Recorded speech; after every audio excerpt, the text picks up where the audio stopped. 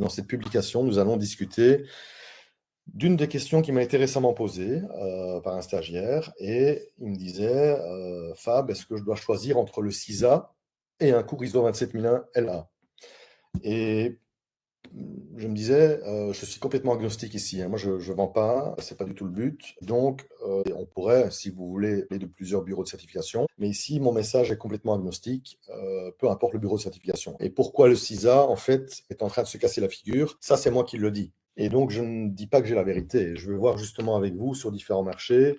Est-ce que vous voyez aussi ce recul comme moi? Ou bien est-ce que je suis le seul à voir ça? Et pour ceux qui ne me connaissent pas encore vraiment, mon territoire est principalement en Belgique-Luxembourg, mais on est également sur l'Afrique subsaharienne, sur l'Algérie, la Tunisie, Maroc, voilà. Et on est également au Québec et sur la France. Et c'est global, c'est-à-dire que les chiffres ne sont pas les mêmes, mais au niveau de mes KPI depuis une dizaine d'années, je me rends compte que ça baisse au profit du 27001 et là.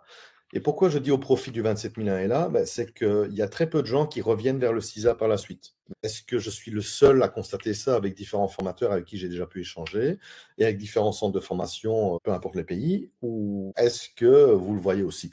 Donc ça, pareil, n'hésitez pas à échanger sur le chat. Donc mon but était essayer de répondre à la question pourquoi le CISA est en train de se casser la figure. Donc ça vaut ce que ça vaut, mais c'est ma vision. Et donc elle peut être tronquée et vous pouvez très bien ne pas être d'accord avec moi et me dire au fil du live si vous avez d'autres arguments, etc.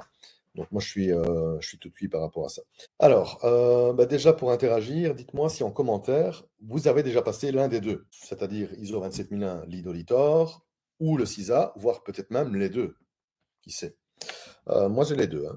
Mais j'ai remonté quelques années en arrière quand moi j'ai débuté ma carrière en sécu. Ça devait être vers 2008-2009, dans ces eaux-là, je crois.